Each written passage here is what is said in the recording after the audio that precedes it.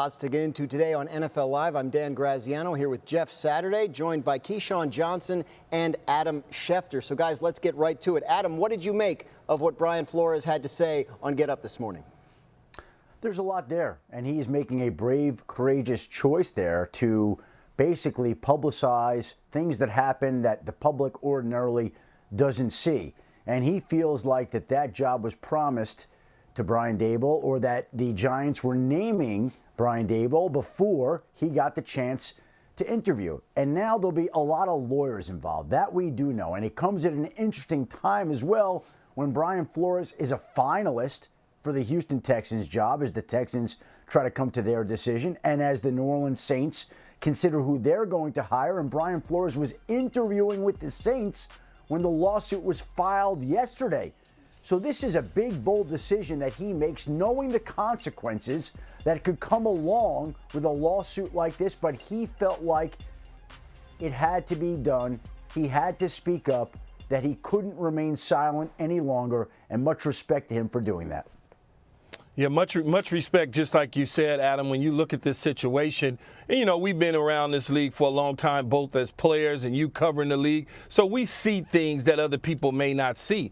And the moment that they interviewed and hired the Buffalo Bills assistant general manager, I immediately knew that Brian Flores essentially was not going to get that job. And it just was reconfirmed by the text messages in Bill Belichick. And here's what I would say about what I'm saying. When you look at the relationships in these organizations and people being so close to one another for 4 and 5 years and building a relationship and saying to themselves, hey, if I get the opportunity to ever become a general manager, I want to bring you along for the ride. And it's nothing against Brian Daboll. He deserves an opportunity as just like everybody else.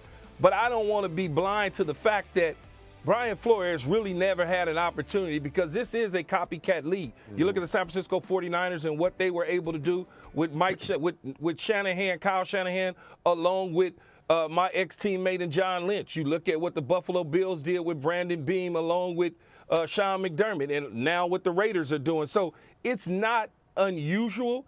The problem that I have with it is how you did it.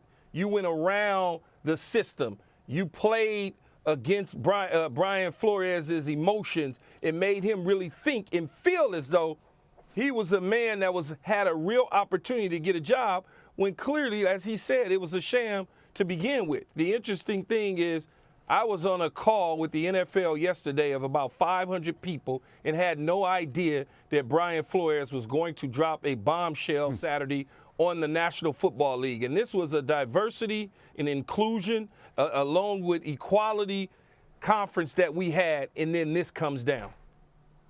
Yeah, Key. I mean, I think what you say is well said. When you think about how disheartening this must be for Brian Flores to go, when he gets the text 2 or 3 days before he's going to go for an interview, dinner, kind of go through the circumstances in the interview, and not having a chance to get the job because it's already been, that is disheartening. And when you get to the point, and to Key, to your point, relationships are made. And you understand, whether it's coaching, whether it's general manager, president of teams, all of those things, there are definitely relationships that you have where you say, hey, man, let's go together. We're going to make the most of this. We're going to win. We're going to do all these things.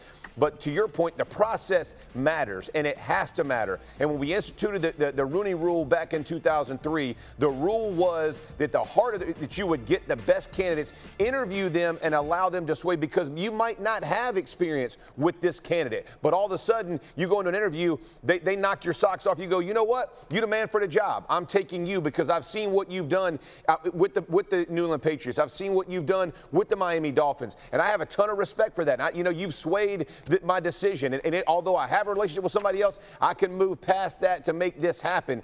And I think when we see the process was, quote, a sham, that is disheartening and it's discouraging. And when you take a man who has spent 20 years in the NFL working to this point, and he feels like his only avenue is to take it through litigation, I can't imagine the seat that he's sitting in, because you know he had to be literally feeling frustrated to no end to go, this is my only avenue. While he is a finalist for 2 other jobs, because he knows it's not just him, it's the men that he's trying to get hired from his staff, the next head coaching job for a coach of color or a black head coach. It's ridiculous, and it's frustrating that we have one black head coach in the NFL. It's a freaking joke. I've said it all day today. I don't understand but ultimately it's the owner's job to get the best men in the job, and the best qualified are coaches of color, black coaches. It makes no difference. Give them a shot, but right now we're not doing that. For those watching who may not know what the Rooney Rule exactly is,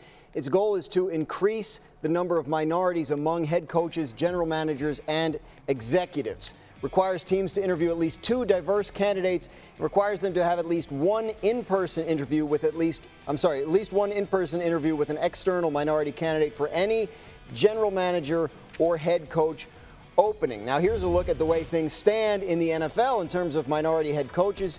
Go back to 2017 and 2018, there were 8 minority head coaches, but as of right now, the NFL has just 3.